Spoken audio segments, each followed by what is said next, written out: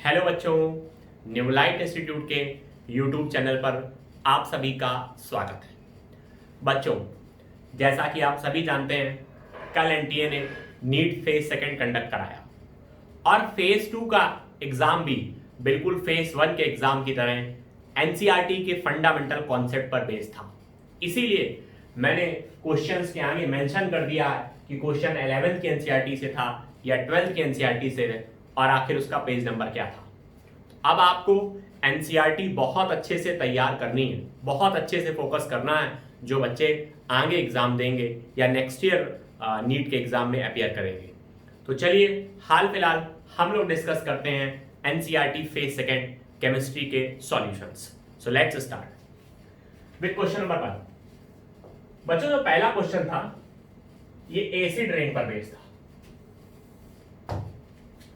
आप सभी जानते होंगे कि नॉर्मली रेन वाटर की पीएच होती है 5.7 और अगर पीएच 5.7 से कम हो जाए तो बेटा हम उसको बोलते हैं एसिड रेन।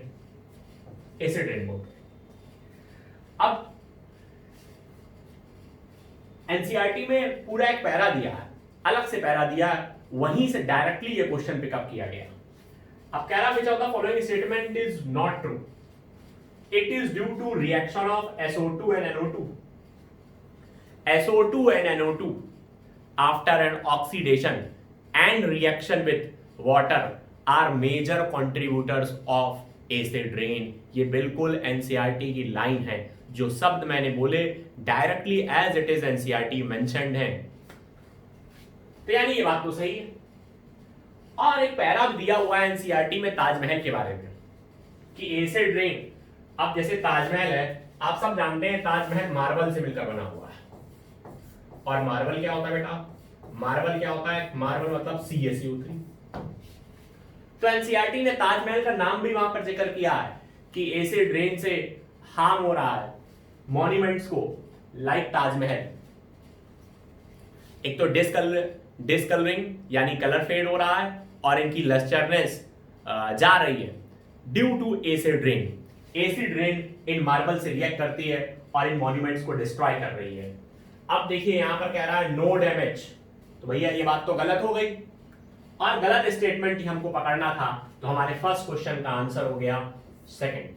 ठीक, pH less than 5.6, it is harmful for plants. ये सारी बातें सही हैं बिल्कुल। आप देखिएगा जरूर एनसीईआरटी में एक स्पेशली पैरा दिया हुआ है।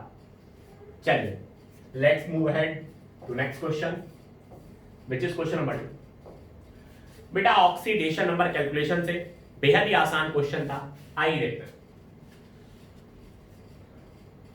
Identify the incorrect option. ये बहुत आपको ध्यान से देखना चाहिए। यहां पर इनकरेक्ट ऑप्शन दिखना है कि कहां पर ऑक्सीडेशन नंबर सही कैलकुलेट नहीं करेंगे।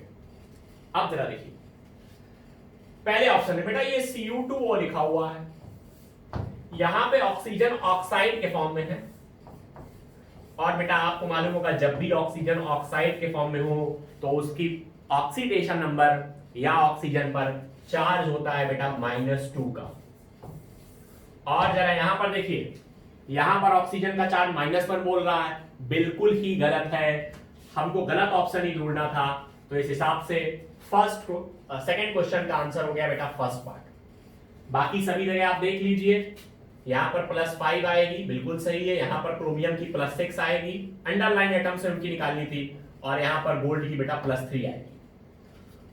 तो सीधी सीधी बात, एक ऑक्सीजन था वो भी ऑक्साइड के फॉर्म में, तो ऑक्सीडेशन नंबर -2 होगी और मेंशन है -1, तो यही इनकरेक्ट है। इस हिसाब से सेकंड क्वेश्चन का आंसर बन गया हमारा फर्स्ट। चलिए आगे बढ़ते बच्चों। नाउ देखिए ये भी एक नेम रिएक्शन और नेम रिएक्शन भी एनसीईआरटी से बेस्ड पूरा पूरा। Reaction of propanamide with ethanolic sodium hydroxide. यानी बेटा ये एमाइड की रिएक्शन कराई गई।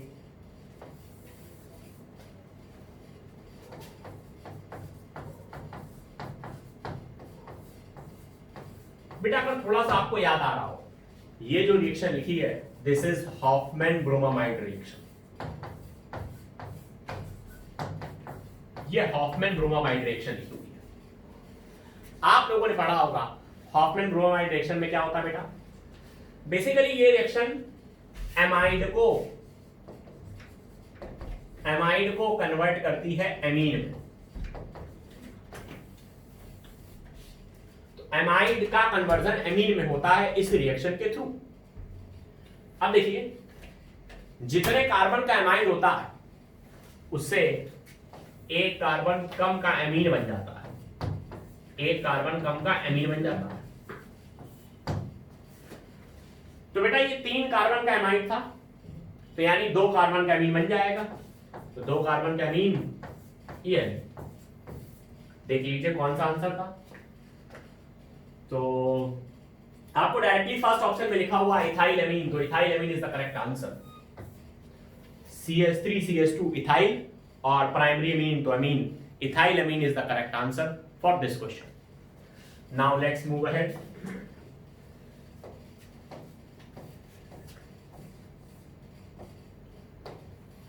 Now, next question, which is once again a very easy one.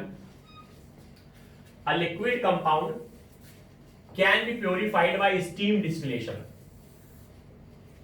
बेटा लिक्विड के प्योरिफिकेशन के बहुत सारे मेथड इस्तेमाल होते हैं, पर स्टीम डिस्टिलेशन एक मेथड है जिसको तभी हम इस्तेमाल करते हैं जब if liquid is steam volatile and it is immiscible with water, मतलब वाटर में मिसिबल मत हो। तो डायरेक्टली क्वेश्चन है बेटा ये भी एनसीईआरटी से, और इस हिसाब से क्वेश्चन 4 का आंसर बन गया फर्स्ट। तो first is the correct answer. Now let's move ahead.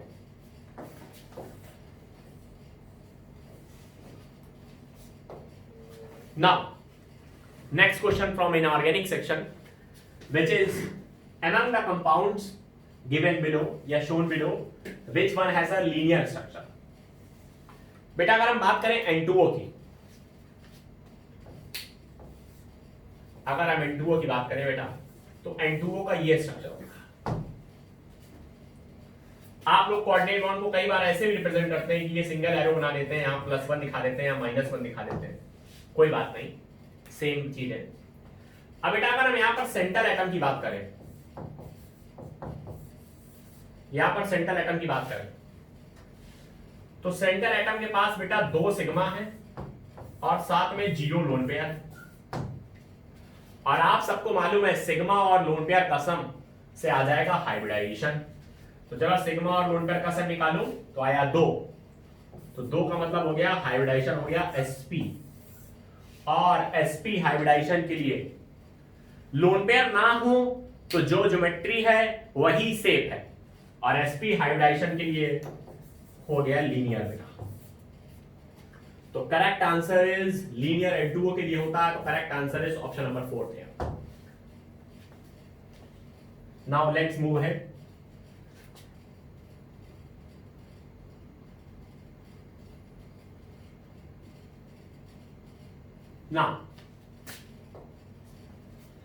Now next question is, which of the following compound is most reactive in electrophilic aromatic substitution? बेटा बेंजीन और उसके derivatives electrophilic aromatic substitution reaction देते हैं। अब जरा बात समझिए भाई, इलेक्ट्रोफाइल को आना है तो इलेक्ट्रोफाइल पे खुद पर पॉजिटिव चार्ज है, तो वहां अटैक करना चाहेगा जहां कंपाउंड पर नेगेटिव चार्ज ज्यादा। या आप सीधे सीधे ऐसे कहिए, यहां पर अगर बात करें OH की, OH एक रिंग एक्टिवेटिंग ग्रुप है। आप लोगों ने रिंग एक्टिवेटिंग या डीएक्टिवेटिंग ग्रुप पढ़े होंगे, तो OH एक रिंग एक्टिवेटिंग ग्रुप है, यानी इलेक्ट्रोफिलिक एरोमेटिक सब्स्टिट्यूशन का रेट बढ़ाता। ये दोनों रिंग डीएक्टिवेटिंग ग्रुप है और बेंजीन नॉर्मली कोई ग्रुप अटैच नहीं, ऐसे लिखा। तो बेटा जहां पर रिंग एक्टिवेटिंग ग्रुप अटैच होगा वहां पर इलेक्ट्रोफिलिक एरोमेटिक सब्स्टिट्यूशन का रेट मैक्सिमम होगा, और OH एक रिंग एक्टिवेटिंग ग्रुप है, इसलिए मैक्सिमम रेट शो होगा इस कंपाउंड के लिए। सो correct answer is option number 4। Clear हुआ होगा आप सभी को? नाउ SN1 रिएक्शन बड़ी फेमस रिएक्शन, देखिए सब पेज नंबर भी मैंने साथ में मेंशन कर दिए हैं, आप चाहें तो मैच कर सकते हैं। हाँ एक बात आपको ध्यान रखेंगे, अगर आपके पास हो सकता है आपके पास एनसीईआरटी पुरानी हो सकता है एक आध पेजेस का डिफरेंस हो, पर ऑलमोस्ट कंटेंट सेम है, कहीं कहीं चेंजेस है, स्लाइड चेंजेस हैं, तो एक आध पेज का अंतर मिल सकता है आपको। ठीक। SN1 रिएक्शन, भाई न्यूक्लियोफिलिक सब्स्टिट्यूशन रिएक्शन दो तरीके की थी, एल्किल हैलाइड में पढ़ा होगा, SN1 और SN2। बेटा याद हो SN1 में कार्बोकैटायन बनता था, ठीक। तो अगर आपको याद हो तो रेट ऑफ SN1 का रेट देखना होता था, तो बेटा डायरेक्टली देखते थे स्टेबिलिटी ऑफ कार्बोकैटायन, यानी जितना ज्यादा कार्बोकैटायन स्टेबल होता था उतना ज्यादा रेट होता था। SN2 में नहीं बनता था, डिफरेंस था। ये यूनिमॉलिक्यूलर न्यूक्लियोफिलिक सब्स्टिट्यूशन था, वो बाइमॉलिक्यूलर न्यूक्लियोफिलिक सब्स्टिट्यूशन था, खैर कई डिफरेंसेस थे, वो सब आपको याद होंगे। पर यहां बात करते हैं क्वेश्चन की। अब देखिए बेटा, अगर यहां क्लोरीन को हटाएंगे तो बेटा यहां आएगा पॉजिटिव चार्ज, हालांकि पॉजिटिव चार्ज रेजोनेंस में है, पर अगर आप रेजोनेंस कराएंगे भी तो भी प्राइमरी कार्बोकैटायन बनेगा, तो कोई फायदा नहीं। अब देखिए यहां पर तो बेटा कार्बन से 3 एल्किल ग्रुप अटैच है, यानी 3 डिग्री कार्बोकैटायन बनेगा। और यहां पर देखिए, यहां पर फिर से प्राइमरी कार्बोकैटायन बनेगा। और यहां पर बेटा, अब यहां पर जब आप देखेंगे बेटा, तो ये जो कार्बोकैटायन बनेगा ये बेंजाइलिक कार्बोकैटायन है। सबसे ज्यादा रेजोनेंस बेंजाइलिक कार्बोकैटायन में, इसलिए बेंजाइलिक कार्बोकैटायन सबसे ज्यादा स्टेबल। तो ये तो सबसे ज्यादा स्टेबल है। और आपने पढ़ा जितना ज्यादा कार्बोकैटायन स्टेबल उतना ज्यादा SN1 का रेट। हमसे पूछा गया विच of the following will not undergo. तो जरा देखिए, यहां रेजोनेंस हो रहा है, ये स्टेबल है, यहां भी रेजोनेंस हो रहा है, क्या ये भी कार्बोकैटायन स्टेबल है। और यहां 3 प्लस आई ग्रुप लगे हुए हैं, प्लस आई ग्रुप भी कार्बोकैटायन की स्टेबिलिटी को इंक्रीज करते हैं। यहां पर ऐसा कोई फैक्टर काम नहीं कर रहा है, तो आप ऐसे भी कह सकते हैं कि SN1 का रेट OH माइनस के साथ इस कंपाउंड के लिए सबसे कम होगा, या कहिए it will not give SN1 reaction. तो करेक्ट आंसर भी ऑप्शन नंबर 3। आई होप मेरे बताने से आपको चीजें याद आई होंगी। चलिए लेट्स मूव आगे।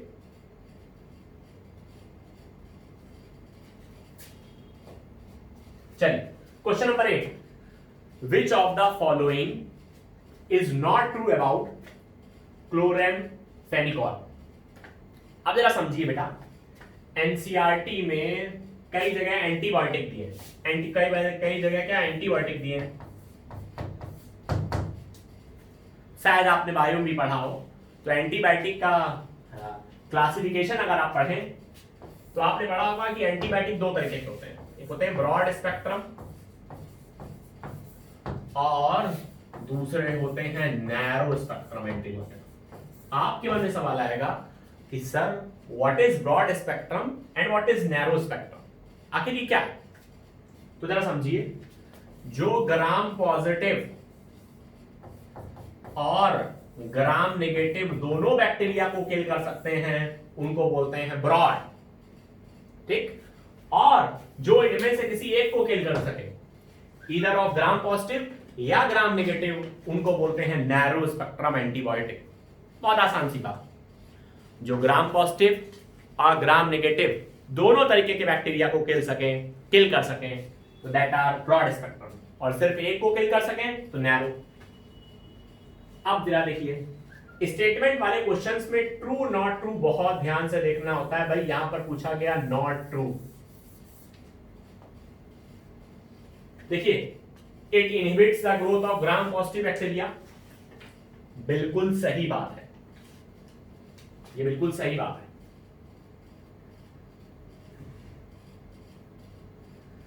नहीं, it inhibits the growth of only gram positive bacteria. पहली बात तो ये ब्रॉड स्पेक्ट्रम एंटीबायोटिक है, आप लोगों ने पढ़ा होगा, ये ब्रॉड स्पेक्ट्रम का एग्जाम्पल है, ब्रॉड स्पेक्ट्रम का एग्जाम्पल है। इसका मतलब ये दोनों की ग्रोथ को इनहिबिट करेगा, ग्राम पॉजिटिव की और ग्राम नेगेटिव की। जबकि यहां पर ओनली लिखा हुआ है, पहला ही ऑप्शन गलत हो गया और इनकरेक्ट ही पूछा था, तो करेक्ट आंसर भी ऑप्शन नंबर 1 है। समझिए, आई होप क्लियर हुआ होगा, कंफ्यूज होने की कोई जरूरत नहीं। भाई ब्रॉड स्पेक्ट्रम ग्राम पॉजिटिव और ग्राम नेगेटिव दोनों की ग्रोथ को इनहिबिट करें, और कह रहा है it inhibits growth of only gram positive, मतलब सिर्फ ग्राम पॉजिटिव, तो वो तो तब संभव था जब नैरो स्पेक्ट्रम होता। चलिए now let's move ahead to the next question which is the question number 9. It is from NCERT 12th, page number 426 from chapter polymers. Now let's see what the question is saying. Which of the following statement is correct about bakelite? देखिए, अगर आप NCERT से आपने polymer की reading करी होगी तो आप लोगों ने पढ़ा होगा एनसीईआरटी में क्रॉस लिंक्ड पॉलीमर दिया, क्रॉस लिंक्ड पॉलीमर। और क्रॉस लिंक्ड पॉलीमर बच्चों एनसीईआरटी ने दो एग्जांपल लिखे हैं, जहां पर पॉलीमर का इंट्रोडक्शन है वहां पर दो एग्जांपल लिखे हैं, और एक एग्जांपल है बेकेलाइट और दूसरा एग्जांपल है मिलेनामाइन। ये दो एग्जांपल लिखे हुए बेटा। तो विच of the following statement is correct, statement वाले क्वेश्चंस में करेक्ट और इनकरेक्ट बहुत ध्यान से देखना चाहिए, याद रखिए फ्यूचर के लिए। तो it is a cross link polymer, बिल्कुल सही बात है। एडिशन पॉलीमर है नहीं, ब्रांच पॉलीमर है नहीं, लीनियर पॉलीमर है नहीं, it is example of cross linked polymer. तो question number 9 correct answer is option number 1. Now let's move ahead. Question number 10. Now this is a very easy question based on spontaneity of chemical reaction from the topic thermodynamics and thermochemistry from class 11. Let's see. एक reaction दी भाई जिसका delta H दिया हुआ है आपको, ठीक है, देखते हैं क्या करना है। ये डेल्टा एच इसका दिया हुआ, अब कह रहा है वैल्यू ऑफ डेल्टा एस और टेम्परेचर भी दिया हुआ। अब जरा आप ध्यान समझिए, रिएक्शन के स्पॉन्टेनियस होने के लिए डेल्टा जी निगेटिव होना चाहिए। डेल्टा जी होता है delta H minus T delta S, ये निगेटिव होना चाहिए। थोड़ा सा सॉल्व कर लें बहुत आसान से। तो मतलब डेल्टा एच इसको उधर ले जाएं तो ये हो जाएगा must be less than T delta S. तो यहां से निकाले डेल्टा एस के लिए, तो ये हो जाएगा डेल्टा एच अपॉन टी। ये कंडीशन आ जाएगी बेटा कि जो डेल्टा एस होना चाहिए वो delta H upon delta T से बड़ा होना चाहिए। जरा समझिए, ये कंडीशन आ गई, डेल्टा एस जो है वो डेल्टा एच बाय टी के रेशियो से बड़ा होना चाहिए, तभी ये रिएक्शन स्पॉन्टेनियस हो सकती है। तो जरा delta H upon delta T निकाल लिया जाए। डेल्टा एच दिया था 30 किलो जूल, किलो जूल मतलब 10 to power 3 joule, upon temperature दिया था 450। बेटा सॉल्व करेंगे तो ये रेशियो आएगा 66.66।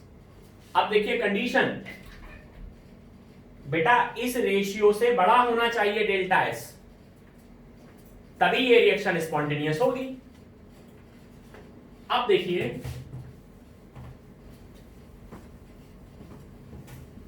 तो डेल्टा एस की वैल्यू क्या होनी चाहिए, डेल्टा एस की वैल्यू 66.66 से ज्यादा होनी चाहिए, यानी 70 हो सकती है। बड़े ने एक ही वैल्यू दी है, तो correct answer is option number first.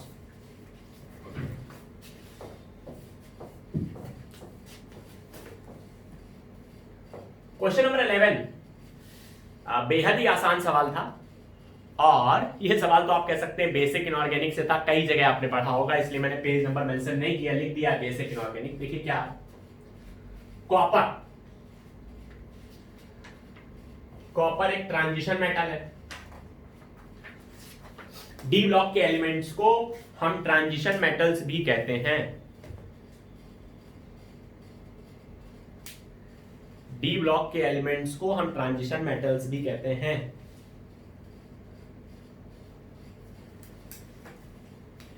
D block के एलिमेंट्स को हम ट्रांजिशन मेटल भी कहते हैं, तो ये तो सही हो गया। फ्लोरीन नॉन मेटल है, बिल्कुल सही है। सिलिकॉन मेटलॉइड है और सेरियम लैंथेनॉइड है। अब आप जरा मैच कर लीजिए, ए का हो गया सेकंड, तो ए के सेकंड से काम दो जगह दिया हुआ। फ्लोरीन एक नॉन मेटल है, तो बी का हो गया फर्स्ट, यानी इस हिसाब से सेकंड आंसर सही है। देखिए कॉपर ट्रांजिशन मेटल है, फ्लोरीन नॉन मेटल है, सिलिकॉन मेटलॉइड है और सीरियम लेंथेनॉइड है। तो सेकंड आंसर भी correct for question number 11।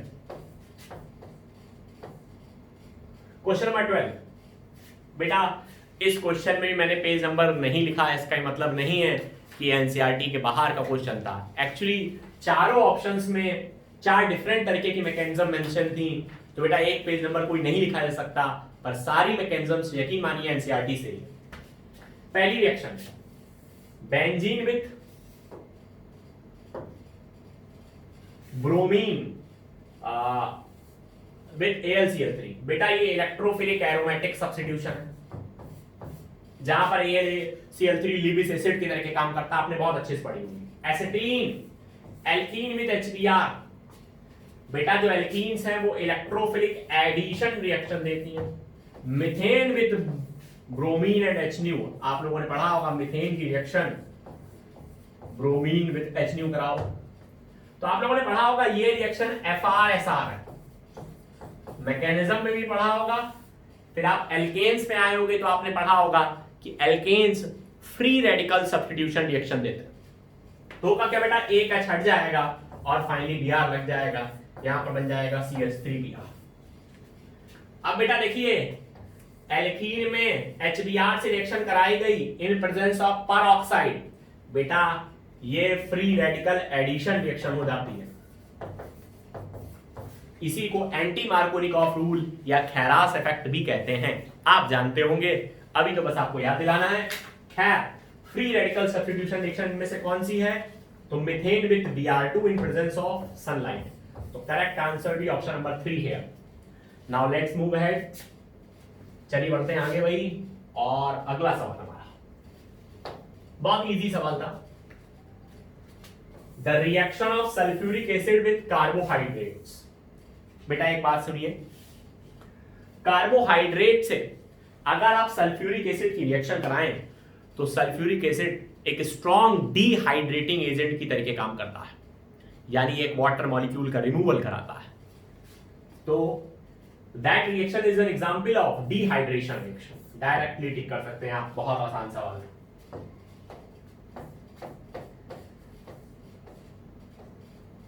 Now, which of the following substituted phenols is strongest acid?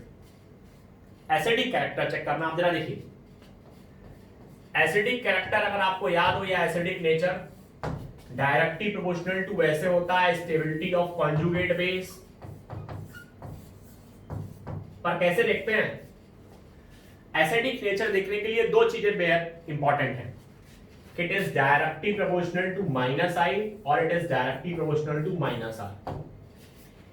क्योंकि जैसे जैसे -I और -R ग्रुप बढ़ते हैं वैसे वैसे कॉन्जुगेट बेस की स्टेबिलिटी बढ़ती है।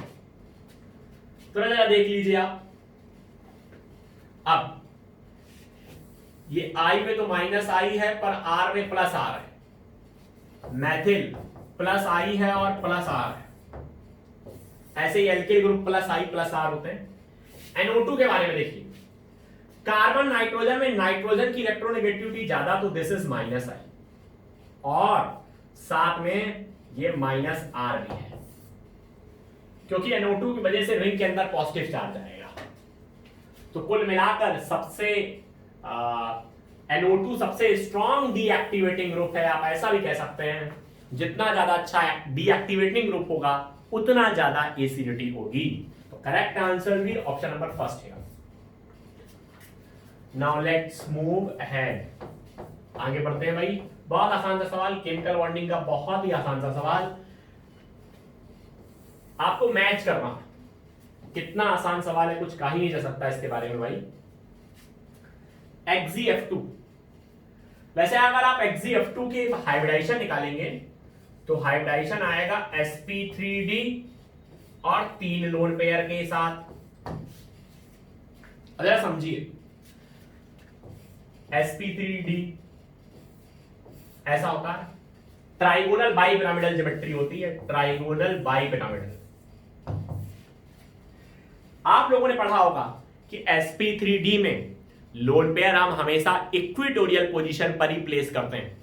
Equatorial position is the position which having minimum repulsion, that's why we place lone pair always on equatorial position. ठीक, तो भाई यहां पर लोन पेयर रख दिया, यहां पर लोन पेयर रख दिया, यहां पर लोन पेयर रख दिया, यहां पर फ्लोरीन हो गया, यहां पर फ्लोरीन हो गया और यहां पर हो गया जेनॉन। तो नाउ दिस इज, तो इसका मतलब जो शेप हो गया बेटा वो कैसा हो गया, लीनियर। XeF2 का हो गया लीनियर। तो ए का हो गया सेकंड, ए का सेकंड सारे ऑप्शंस में काम नहीं चलेगा, कम से कम एक पार्ट और सॉल्व करना पड़ेगा। तो XeF4 और कर लेते हैं। XeF4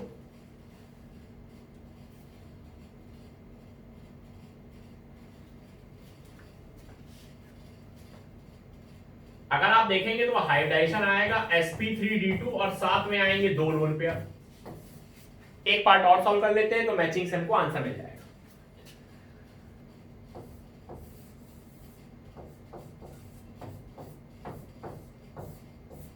बेटा ऑक्टाहेड्रल ज्योमेट्री होती है पर कभी लोन पेयर आ जाए तो उसको एक्सियल पे रखा जाता है। तो यहां पे आपने एक्सियल पे रख दिया तो चारों फ्लोरीन बचे हुए यहां पर हुए।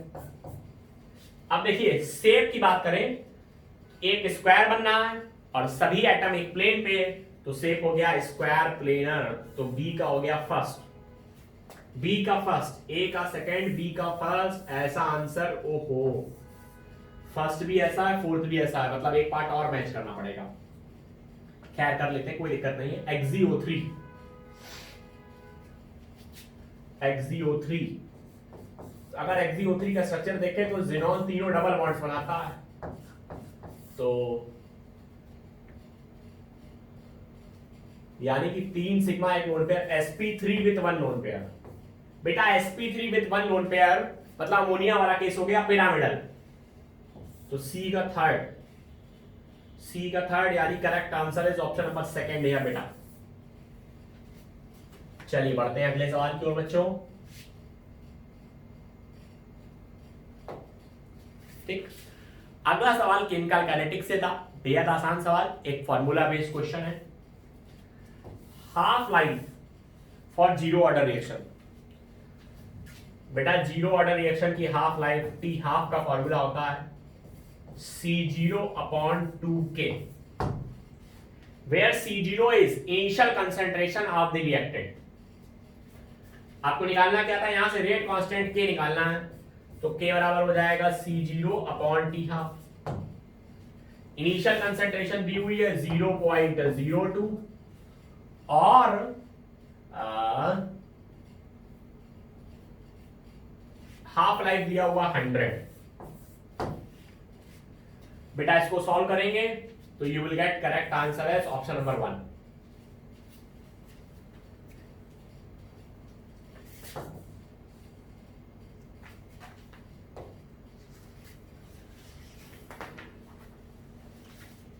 ये भी बहुत इंपॉर्टेंट एक्सेप्शन है, पीरियोडिक में भी पढ़ते हैं और फाइनली और डी और एफ ब्लॉक में भी पढ़ते हैं, आपको याद ही होगा। This is about lanthanide contraction. बेटा ZR और HF बेटा टॉप टू बॉटम जाने पे साइज बढ़ना चाहिए, पर इन दोनों का साइज अप्रोक्सीमेटली सेम होता है और this is due to lanthanide contraction, यानी बात सही है। स्टेटमेंट वेट क्वेश्चन देखिए यहां पर निकालना है आपको इनकरेक्ट स्टेटमेंट। अगला, lanthanides reveal only +3 oxidation state. आपको मालूम है एफ ब्लॉक एलिमेंट्स दो पार्ट में डिवाइडेड है, लैंथेनाइड्स एंड एक्टिनाइड्स। ये कह रहा है लैंथेनाइड सिर्फ +3 ऑक्सीडेशन स्टेट्स शो करते हैं। जी नहीं, बिल्कुल ही गलत है, और ये गलत है और हमसे गलत ही पूछा है, तो गलत होने के बावजूद ये सही है, इसलिए correct answer is option number B. मिल गया हमको हमारा आंसर। बढ़ते हैं नेक्स्ट सवाल की ओर।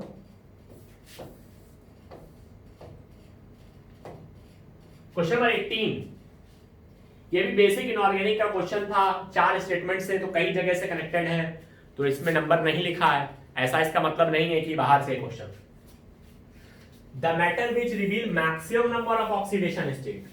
देखिए एक बात सुनिए, maximum oxidation state osmium, xenon और रुदेनियम की होती है, मैक्सिमम वैल्यू की बात करें +8, पर एक ही एलिमेंट कितनी ज्यादा मतलब नंबर ऑक्सीडेशन स्टेट्स का, तो वो बेटा मैग्नीज के लिए होता है। तो Mn Mn is the metal which shows maximum number not maximum value, याद रखिएगा, कई सारी ऑक्सीडेशन स्टेट दिखाता है Mn। अब 3D में द मेटल जो 3D में है but not considered at transition element, बेटा सारे D block element transition element होते हैं एक्सेप्ट जिंक। 3D में जिंक नहीं होता और 4D का कैडमियम नहीं होता और 5D का Hg नहीं होता। ऐसा कौन सा है जो 3D में तो है पर ट्रांजिशन एलिमेंट नहीं है? वो जिंक है बेटा। तो ए का हो गया थर्ड और बी का हो गया फोर्थ। जरा ऑप्शंस देख लेते हैं। ए का थर्ड और बी का फोर्थ, यहां पर फोर्थ नहीं है। ए का थर्ड, बी का फोर्थ, यहीं से हमको आंसर मिल गया। Correct answer for 18 is option number 2।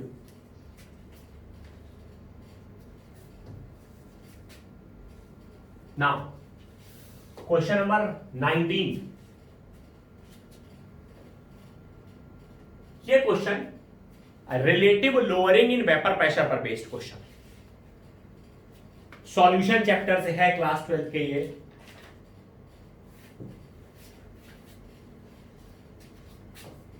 Relative lowering in vapour pressure RLVP, आप ऐसे लिख सकते हैं P not minus PS upon P not equals to होता है मोल फ्रैक्शन ऑफ सॉल्यूट, पर डाइल्यूट सॉल्यूशन है तो ऐसे भी लिख देते हैं directly, mole of solute upon mole of solute plus solvent. होता तो ये है, पर डाइल्यूट है यानी सॉल्यूट के मोल बहुत कम है तो सॉल्वेंट के बराबर भी लिख सकते हैं, कोई दिक्कत नहीं। अब जरा समझिएगा बात को।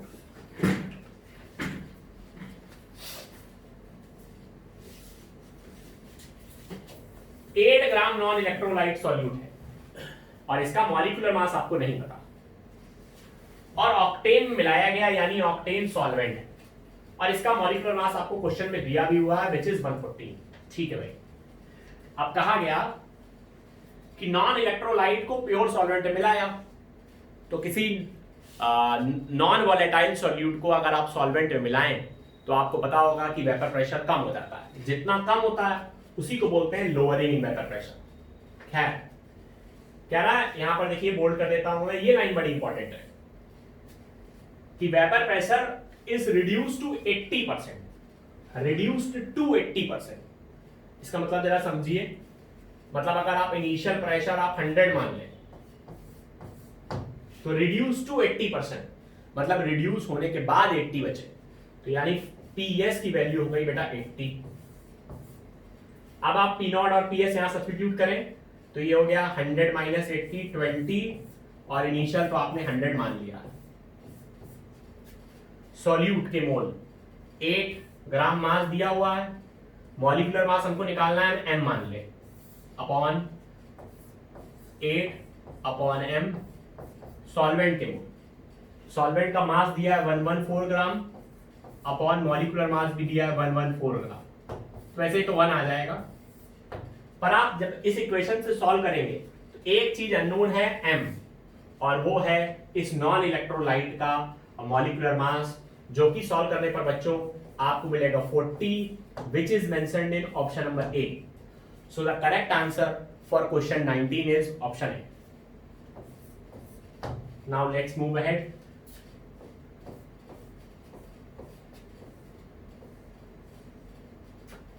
Now, next question is from chapter coordination compounds, which is from NCERT 12, page number 247. आपको यहाँ पर कोऑर्डिनेशन नंबर दिया हुआ है और हाइब्रिड ऑर्बिटल्स का डिस्ट्रीब्यूशन आपको स्पेस में या ज्योमेट्री बतानी है।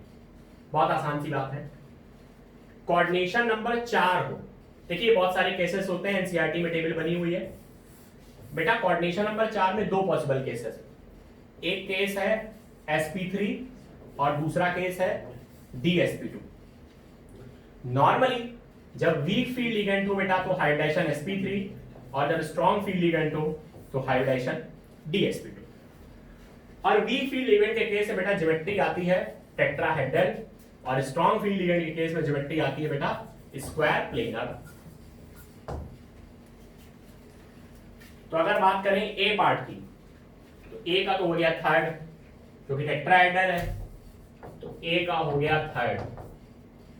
और DsP2 मतलब स्क्वायर पिनर यानी बी का हो गया बेटा फोर्थ। तो बेटा हमारा आंसर यहीं से मिल जाएगा।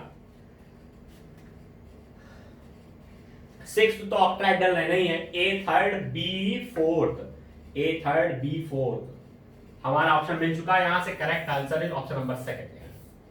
बाकी के भी आपको याद ही होंगे, हम लोग फटाफट सॉल्यूशंस डिस्कस कर रहे हैं, तो क्वेश्चंस जैसे ही आंसर मैच करते जा रहे हैं हम लोग आगे बढ़ते जा रहे हैं। Now next question, the number of angular nodes and radial nodes. बेटा एंगुलर नोड का फॉर्मूला आप जानते होंगे, that is n minus l minus 1, और रेडियल नोड का फॉर्मूला होता है स्मॉल l के बराबर। अब देखिए 3s, s सबसेट के लिए l 0 होता है यानी रेडियल नोड 0 हो गए। Angular node 3n minus l 0 minus 1, बेटा सॉरी एंगुलर नोड मैंने लिखा, ये एंगुलर नोड का फॉर्मूला है और ये ये रेडियल नोड का फॉर्मूला है n माइनस l माइनस 1, इन्हीं को स्फेरिकल नोड ही बोलते हैं, और ये एंगुलर नोड का है। एंगुलर नोड सिर्फ l पर डिपेंड करते हैं, तो पहले पूछा है एंगुलर नोड। देखिए सीक्वेंस भी बड़ा इंपॉर्टेंट होता है, अगर आप रेडियल पहले निकाल ले और एंगुलर को बाद में रख दें तो गड़बड़ हो जाएगा आपका क्वेश्चन। एंगुलर नोड तो बेटा 0 हो गए, तो 0 पहले यहां भी लिखा यहां भी लिखा, और फिर रेडियल नोड का नंबर 2 आया, तो 0 and 2 will be the correct answer which is option 1। चलिए बढ़ते हैं आगे। क्वेश्चन नंबर 22, ये भी बेटा एक ऐसा क्वेश्चन था जैसे हाइड्रेशन एनर्जी की अगर हम बात करें, तो हाइड्रेशन एनर्जी आप एस ब्लॉक में भी पढ़ते हैं एल्कलाइन अर्थ मेटल्स की, और तो और आप केमिकल बॉन्डिंग में भी पढ़ते हैं, तो कई जगह से आप कह सकते हैं इस क्वेश्चन को। Hydration energy is directly proportional to charge, it is inversely proportional to size, यानी जिसका साइज छोटा उसकी हाइड्रेशन एनर्जी ज्यादा। तो बेटा टॉप टू बॉटम जाने पर साइज बढ़ रहा है, और साइज बढ़ेगा तो इसका मतलब हाइड्रेशन एनर्जी कम होगी। तो ये ऑर्डर तो गलत दिया है, यहां पर हाइड्रेशन एनर्जी को बढ़ा रहा, गलत। करेक्ट चूज करना है स्टेटमेंट में। देखिए lithium and magnesium show diagonal relationship, बिल्कुल सही बात है, पीरियोडिक टेबल भी पढ़ते हैं, एस ब्लॉक में भी पढ़ते हैं कि lithium and magnesium are diagonal to each other and they show so much similarity in their properties. This is due to same ionic potential, same 5L. So correct answer for this question will be option number 2 here. Now let's move ahead.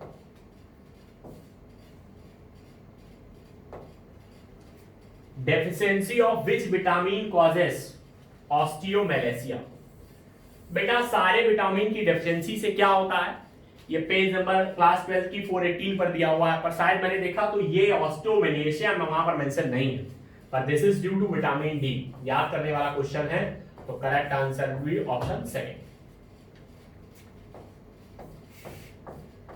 Now अगला सवाल, फिर से देखिए geometry पर based और shape पर based, इस बार 2-3 question दिखे मुझे, बहुत आसान। PCl5 हाइड्राइशन sp3d, यहां पर कोई लोन पेयर नहीं है, 0 लोन पेयर, हर जगह 0 लोन पेयर है। sp3d2 और यहां पर sp, अच्छा यहां पर लोन पेयर है अमोनिया में, ये हो गया sp3 साथ में एक लोन पेयर। अब जरा समझिए, तो which is wrongly matched pair, PCl5 बेटा sp3d हाइड्राइशन हो, कोई भी लोन पेयर मत हो, तो जो ज्योमेट्री होगी वही शेप होगा, और ज्योमेट्री होगी ट्राइगोनल बाइपिरामिडल। तो बेटा यही गलत मैच किया गया है, इसको ट्राइगोनल पिनर से मैच कर दिया गया, ये तो रॉन्ग मैचिंग है कॉलम 1 और कॉलम 2 की।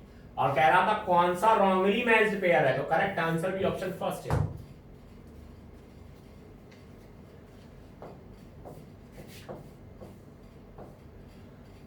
Question number 25, now this is once again a name reaction which is a very famous reaction।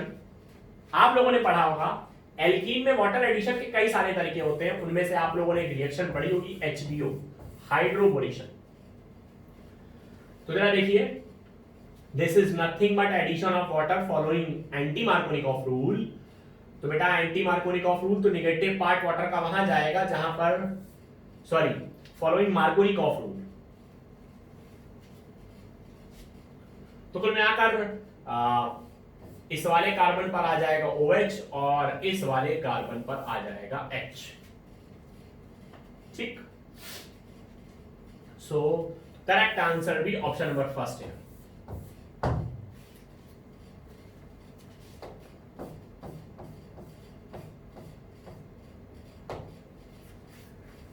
बेटा ये क्वेश्चन इलेक्ट्रोकेमिस्ट्री से, इलेक्ट्रोकेमिकल सीरीज पर बेस्ड क्वेश्चन था। ठीक है, एक बात याद रखिए, जिसका रिडक्शन पोटेंशियल ज्यादा, उसकी रिड्यूस होने की टेंडेंसी ज्यादा।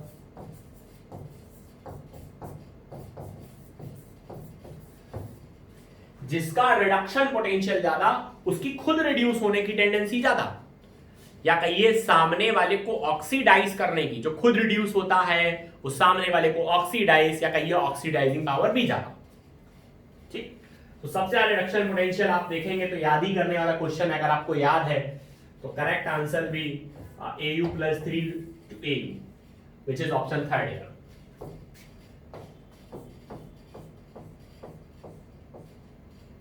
Now let's move to question number 27. बेटा बहुत आसान है, प्यूरिफिकेशन के मेथड्स दिए, मेटलर्जी से क्वेश्चन था। बेटा निकेल के लिए हम लोग इस्तेमाल करते हैं मॉन्ड्स प्रोसेस। अगर आपको याद हो बेटा, NiCO4 बनाते हैं जो कि एक वॉलेटाइल कंपाउंड है, इसका डिकम्पोजिशन कराते हैं और इस प्रोसेस को बोलते थे मॉन्ड्स प्रोसेस। तो डी का तो हो गया सेकंड, यहां भी है यहां भी है। जिरकोनियम, बेटा अगर आपको याद हो, टाइटेनियम, जिरकोनियम और हॉफनियम के लिए हम लगाते थे वैन अर्कल मेथड। तो यानी कि सी का हो गया फर्स्ट, सी का फर्स्ट भी यहां पर दिया हुआ है। अब देखिए, सी का फर्स्ट यहां पर दिया हुआ। अब आ गई बात, बोरॉन और टिन भी आपको देखना पड़ेगा। ठीक, पर कोई बात नहीं, हाँ, तो मैं फर्स्ट और फोर्थ है अभी मेरी कंसिडरेशन में। ठीक, बोरॉन के लिए लगाते हैं बेटा जोन रिफाइनिंग, और टिन के लिए लगाते हैं लिक्वेशन। ठीक, तो बोरॉन के लिए यानी ए का फोर्थ, बी का थर्ड, तो करेक्ट आंसर भी ऑप्शन फर्स्ट है। याद करने ही वाला था बेटा, अगर आपको याद होगा, zone refining is used for semiconductor elements, है ना, बोरॉन एल्युमिनियम वगैरह के लिए लगाते हैं जोन रिफाइनिंग।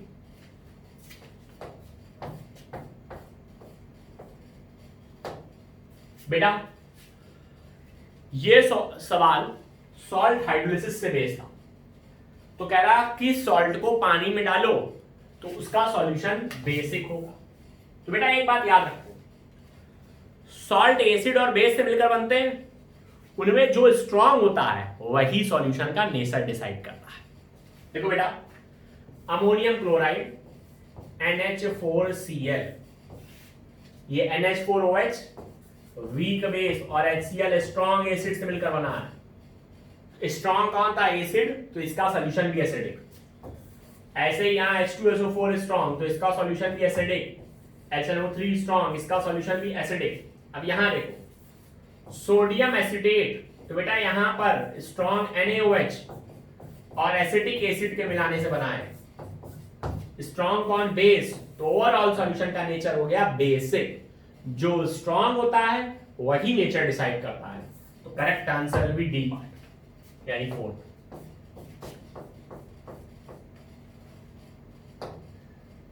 बेटा now this is once again a easy question.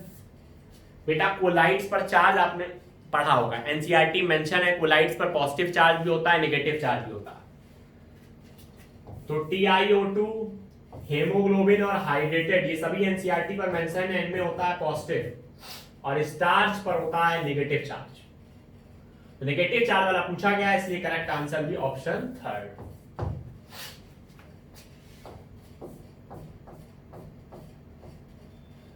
Now ये रिएक्शन भी बेटा सीधे एनसीईआरटी से ही है। और विच of the following acid form anhydride on heating. दो पार्ट्स हैं और एक कंपाउंड आपको पता करना है, ठीक। तो बेटा अगर इस कंपाउंड की ले लें, ये कंपाउंड जो है दिस इज पिथैलिक एसिड। अगर बेटा इसको गर्म करें तो होता है वाटर निकल जाता है यहां से, एक से OH एक से H, तो फाइनली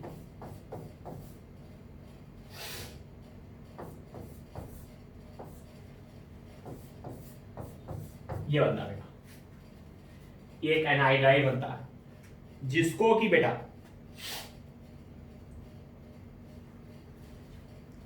एक तो ये बनता है which gives anhydride on heating. तो ये बेटा आंसर हो गया, डायरेक्टली आंसर यही पर हो गया कि क्वेश्चन ए पार्ट से ही आंसर हो गया कि एनहाइड्राइड ऑन हीटिंग, हीट करने पर कौन एनहाइड्राइड देगा। तो बेटा phthalic acid is the acid which gives anhydride on heating. तो correct answer will be option first.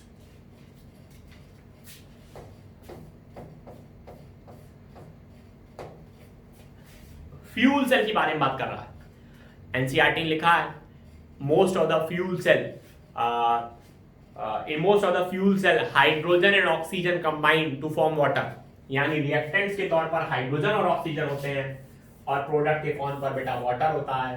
तो correct answer will be option second. यहां पर H2O2 है, कंफ्यूज मत होइएगा, सेम लगने में दिख रहे हैं। यहां पर ये H2O2 है, हाइड्रोजन पर ऑक्साइड है। तो correct answer will be option 2। ये भी एनसीईआरटी की लाइन है, डायरेक्टली मेंशन है। Collision theory, collision theory chemical kinetics में आपने पढ़ी होगी। कहता है कि जो प्रोडक्ट का फॉर्मेशन होता है वो रिएक्टेंट मॉलिक्यूल्स के कोलिजन से होता है और सारे कोलिजन के लिए प्रोडक्ट नहीं बनता। जिन कोलिजन के लिए प्रोडक्ट बनता है उन कोलिजन्स को अपन बोलते हैं इफेक्टिव कोलिजन्स। और अगर आपने इक्वेशन पढ़ी हो तो रेट के लिए इक्वेशन भी लिखी है ZE⁻⁻ बेटा यहां पर कह रहा है कि ये जो Z क्या, तो Z is collision frequency between two molecules A and B। तो Z इज कोलिजन फ्रीक्वेंसी। तो correct answer is option second, शायद आपने पढ़ा होगा।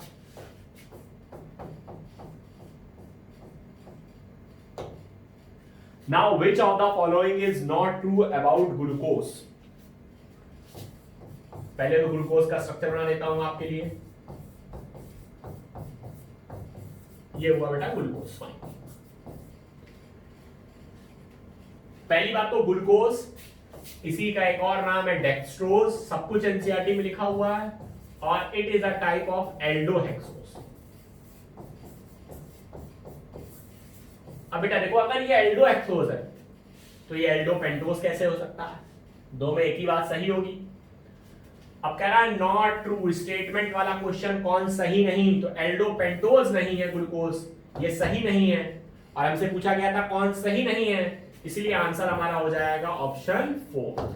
बाकी सभी बातें सही हैं। It contains 5 hydroxyl groups, it is a reducing sugar also.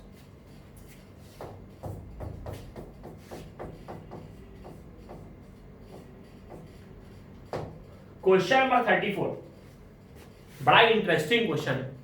VBT में केमिकल बॉन्डिंग में एक ग्राफ दिया हुआ है। Now this is the graph between potential energy and internuclear distance. अब जरा समझिए बेटा, यहां पर बेटा एटम्स नॉन बॉन्डेड स्टेट में थे, एनर्जी मैक्सिमम थी।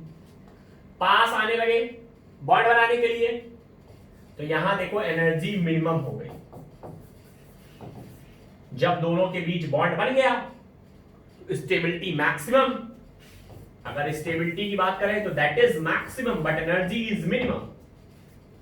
तो ये बेटा बॉन्डेड स्टेट को रिप्रेजेंट कर रहा है और आपसे कह रहा है कि bond energy of hydrogen is. अब सुनिए, बॉन्ड एनर्जी को आप कह सकते हैं कि बॉन्ड तोड़ने की एनर्जी, या आप ऐसे भी कह सकते हैं बॉन्ड बनते समय जो एनर्जी मिली हो।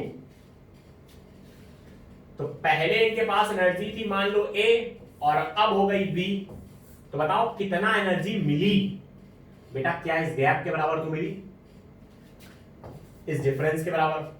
तो डिफरेंस वाला डायरेक्ट ऑप्शन बी माइनस ए दिया हुआ है ऑप्शन फर्स्ट में, तो correct question is, correct answer is option number first. कितना आसान सवाल है पर कंसेप्चुअल, बेसिक से उठाया हुआ सवाल।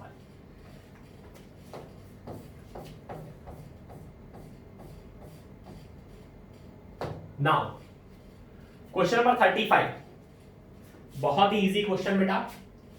अगर आप ये देख पा रहे हो तो आपको याद आ रहा होगा, दिस इज लिंडार्स कैटलिस्ट, ये एक लिंडार कैटलिस्ट है। बेंजल्डिहाइड बना दिया गया और आपसे पूछा गया है कि ए क्या होगा। तो बेटा ए यहां पर होगा C+Cl, बेंजोइल फ्लोराइड की रिएक्शन अगर hydrogen with palladium and DSO4 कराओ, है ना, तो वी गेट बेंजल्डिहाइड। तो करेक्ट आंसर भी ऑप्शन ए यानी फर्स्ट।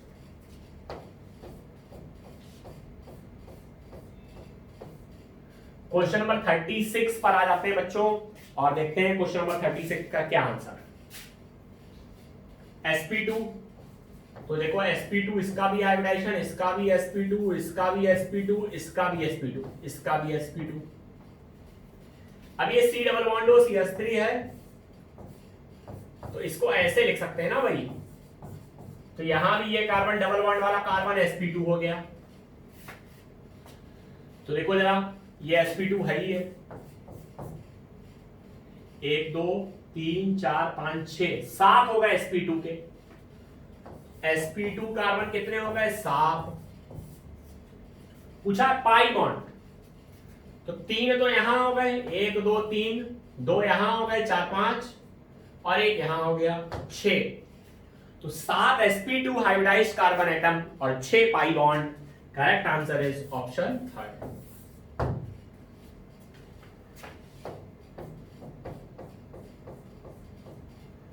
अच्छा सवाल बेटा, थर्मोकेमिस्ट्री पर बेस्ड सवाल।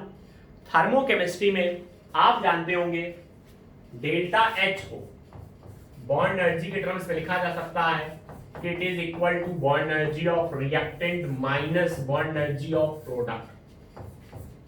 देखो रिएक्टेंट की बॉन्ड एनर्जी यहां पर दी हुई है, हाइड्रोजन की दी है 435 और Br2 के 1 मोल के लिए दी है 192।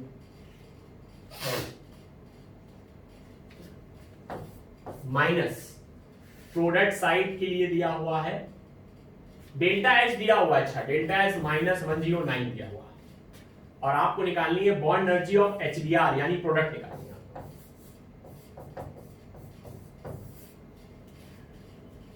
बेटा जब आप यहां से देखोगे, आप बॉन्ड एनर्जी ऑफ प्रोडक्ट निकालोगे बेटा, तो जो वैल्यू आएगी वो 2 मोल के लिए आएगी।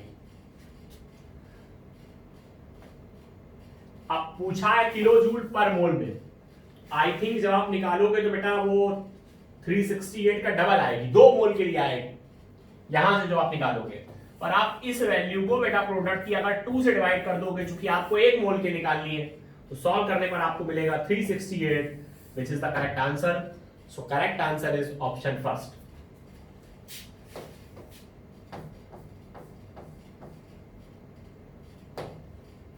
बहुत easy question, states of matter पर एक क्वेश्चन है, आइए देखते हैं। फॉर्मूला यहां पर लगेगा P1V1 बराबर P2V2। द मिनिमम प्रेशर, पहला प्रेशर दिया 1, ये दिया है 600, कितना प्रेशर रिक्वायर्ड है P2 निकालना है और V2 की वैल्यू दी है 150। बेटा 150 से 600 4 टाइम्स आएगा, तो यहां पर जो प्रेशर रिक्वायर्ड है वो 4 बार। Correct answer will be option number 1। Easy सा सवाल था। Now what is the role of gypsum.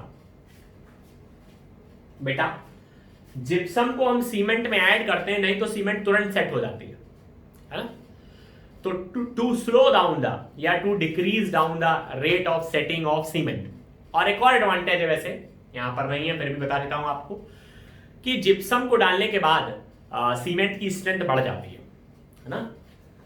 तो यहां पर ऑप्शंस में आप देखिए, it is to slow down the setting process, cement की सेटिंग को स्लो करने के लिए। तो करेक्ट आंसर इज ऑप्शन 4 है बेटा।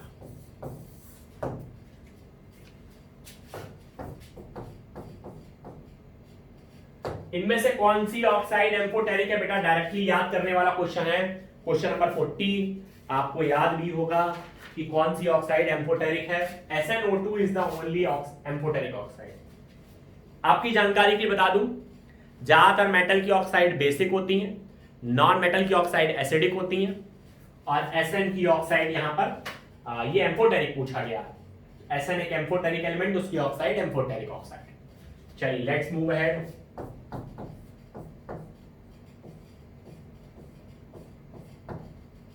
देखिए, Which one of the following reaction does not come under type of hydrolysis? देखिए, हाइड्रोलिसिस का कंसेप्ट आपने पढ़ा होगा वैसे क्लास में, कि उसके लिए वैकेंट ऑर्बिटल रिक्वायर्ड है, और एक आध केस है जहां पर वैकेंट ऑर्बिटल नहीं भी होता है, फिर भी वो कंपाउंड हाइड्रोलाइज हो जाता है। तो बेटा अगर आप इनमें से रिएक्शन देखें तो थर्ड वाली रिएक्शन हाइड्रोलिसिस की रिएक्शन है, ठीक, बाकी सभी रिएक्शन है हाइड्रोलिसिस की। बहुत इजी क्वेश्चन है। Both Frenkel and Schottky defect, Schottky defect अगर सेम कैटायन और सेम एनायन का नंबर मिसिंग हो तो स्कॉटी, और फ्रैंकल में कोई आयन अगर इंटरस्टिशियल साइट पर आ जाए तो उसको बोलते हैं फ्रैंकल। तो बेटा AgBr एक ऐसा कंपाउंड है, एक एग्जांपल है जो स्कॉटी और फ्रैंकल दोनों ही तरह के डिफेक्ट शो करता है, और यही पूछा गया है। तो correct answer will be option 1।